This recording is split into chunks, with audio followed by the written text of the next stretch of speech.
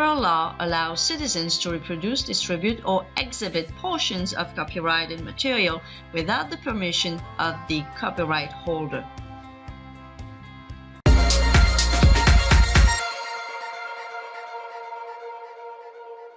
When the Russian ban against Jehovah's Witnesses was announced, some people in the ex-Jehovah's Witnesses community said that it was affecting the human rights of Jehovah's Witnesses. But what about when the Watchtower, when the leadership of the religion of Jehovah's Witnesses is affecting your human rights? In this video, I want to talk about two areas where human rights of members, ex-members, and even people that have never been Jehovah's Witnesses are affected. So let's talk about this today. The first thing we are going to consider that is affecting your human rights, and that will be whether you are a Jehovah's Witness or an ex-Jehovah's Witness, is obviously shunning. First of all, you have to understand, in case you don't know, in case you don't remember that, shunning wasn't always a practice of Jehovah's Witnesses. They actually started shunning in 1981, and it's related to the fact that Rev. France was disfellowshipped. And let's see what a very Watchtower is saying on the subject. So I have already gathered together some Watchtower articles and some human rights articles for this article that I wrote on medium.com. So I'm going to be putting the link of this whole article if you want to read this after you've watched the video. The title of the article is How the Organization of Jehovah's Witnesses is Violating Your Human Rights. This is what it says on the Watchtower of December 15, 1981 on page 22. In order to preserve its development, the organization will modify its interpretation of the principle of excommunication to counter the devastating effects of the departure. Following a doctrinal disagreement of a senior member of the Watchtower from that date, those who left the organization purely and simply had to be regarded as excommunicated. This is to say, faulty, with which the followers should have no contact with. So it's interesting that in their own words here, they modified their interpretation of excommunication. Meaning, before 1981, they had another interpretation of excommunication. Let's see a couple of proofs from the mouth of the governing body of the time itself. This is what we read in the April 1st, 1920 Watchtower. We would not refuse to treat someone as a brother because he would not believe that the society is the channel of communication of the Lord. If others see things differently, it is their privilege. There must be total freedom. This is what the Watchtower November 15, 1974 says. It is just to hate the evil committed by a disfellowshipped fellow worshipper, but not to hate the person or to treat them in an unloving manner. Each family will decide to what extent it will freely attend to its members, other than minor children, who are disfellowshipped and who do not live under its roof. It is not for the elders to decide.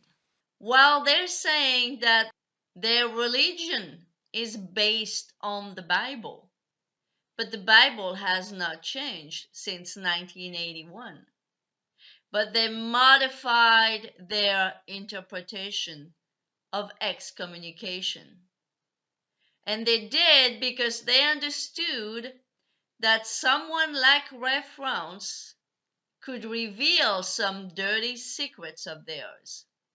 So that very own governing body, which reference used to belong to, decided that in order to protect themselves, in order to protect their little religion, well, they were going to shun ex-members of the religion. And now let's see how this is against your very human rights. The Universal Human Rights, Article number 2. Everyone is entitled to all the rights and freedoms set forth in this declaration, without distinction of any kind, such as race, color, sex, language, religion. There you go. It's part of the universal human rights to have freedom of religion, meaning to be free to leave any religion without being affected in any way. Again, Universal Human Rights, Article 9. No one shall be subjected to arbitrary arrest, detention, or exile. When we are shunned by our social network, just because we've left this religion because we don't agree with it anymore, well, we are exiled. Article 12 says no one shall be subjected to arbitrary interference with his privacy, family, home, or correspondence, etc. No one should be interfering between you and your family. But as a Jehovah's Witness, a member of this religion, well, the governing body is interfering between you and the family member that's left. And as an ex-Jehovah's Witness, the governing body is interfering between you and your family as well. So here again, whether you are a member of the religion still or you've left the religion, your human rights are violated right here. Article 9 of the European Convention of Human Rights says, everyone has the right to freedom of thought, conscience, and religion. This right includes freedom to change his religion. And of course, it means freedom to change his religion without being punished for it. I think it's very clear that your very human rights are violated in the case of shunning. They are for you, the Jehovah's Witness, who have to shun your very own flesh and blood, your very own family members, relatives, friends, you name it. And they are obviously violating the victim on the other side, the person who has left the religion. Their human rights are violated as well. But now let's talk about the second area where the religion of Jehovah's Witnesses is violating your human rights. And that, my friend, not only if you are a Jehovah's Witness, but even if you are someone who has never been a Jehovah's Witness. And that other area where they are violating your human rights is when they are hiding a pedophile. Not only from the authorities, but from the public at large as well, and from their own very members. So when they are hiding a pedophile that only a couple of people know about, sometimes not even the whole body of elders know that there is a pedophile in their congregation. Sometimes only one or two elders, probably two elders at the minimum, but not necessarily all the elders in a body of elder in a congregation know that there is a pedophile in their congregation. So when they are hiding, when these only two or three people, two or three elders, are hiding a pedophile, they are obviously putting the members at risk, the children of the members. But they are also putting the whole community at risk. Because those pedophiles knock on your door, and you open your door, you may have children in the house, and you have that filthy individual with nasty thoughts in their heads right at your door. And that, my dear friends, it is violating your human rights. Not only if you are a Jehovah's Witness, but even if you're someone who has nothing to do with Jehovah's Witnesses. And if you don't believe me, look at this clip here. It says more than I could ever tell you. And what did the church elders tell Barbara and Carl Pandello? We should just let it go. That is not Jehovah's time to deal with it. The church says that's not true. And the church apparently did disfellowship Clement Pandello 2 separate times.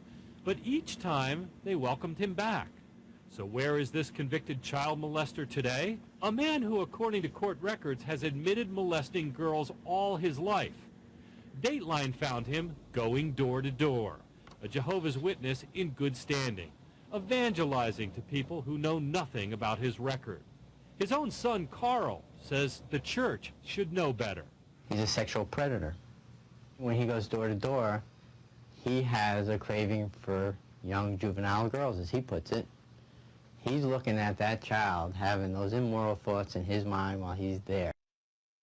This is the UN Convention of the Rights of the Child, and it's written in such a way so that children can understand it. So let's see a few articles of that UN Convention of the Rights of the Child. Article number 3 says, all adults should do what is best for you. When adults make decisions, they should think about how their decisions will affect children. In this case, when the Watchtower decides to hide a pedophile from the community, well, their decisions is affecting those poor children at risk very, very badly. Article 11 says you have the right to be protected from kidnapping. Well, obviously, when a pedophile is raping a child, is also kidnapping the child. So when the Watchtower decides that they won't tell the community, they won't tell the members of the congregation that there is a pedophile in their midst, they are not protecting the child from kidnapping. Article 19 says you have the right to be protected from being hurt and mistreated in body or mind. Well, when a child is physically abused, sexually abused, is mistreated in both body and mind. So here it goes, another right that is violated for the child when the governing body, when the Watchtower, when the elders decide that they don't need to tell them that there is a pedophile nearby. Article 34 says you have the right to be free from sexual abuse. Article 35 says no one is allowed to kidnap or sell you. And Article 36 says you have the right to protection from any kind of exploitation being taken advantage of. Again, by reading these 3 articles, we see how the Watchtower is violating the human rights of the child when they decide not to tell the community, not to tell people in the congregation that there is a pedophile in their midst. So the practice of hiding pedophiles that the Watchtower does is affecting everyone, not only the members of the congregation, the members of this organization, but even people outside of the organization at large. So, this is my thoughts, okay? This is my own thoughts, but I'm going to express them here because it's my channel and it's my video, right? Well, some ex-Jehovah's Witnesses felt so sad and so sorry for the band of Jehovah's Witnesses in Russia. Well, at least any Jehovah's Witness that is banned because he is a Jehovah's Witness, unless they do something that is prohibited by their government, nothing's going to happen to them, nothing at all. Only if they choose to disobey the authorities, to obey their God, well, then they might get into trouble. But in this case, it's because they've done something. And in this case, even though they should have the right to worship whatever they want to worship, I agree. But in this case, only if they did something against their government would they be, maybe going to jail or something. But if they didn't, most likely everything would be smooth for them.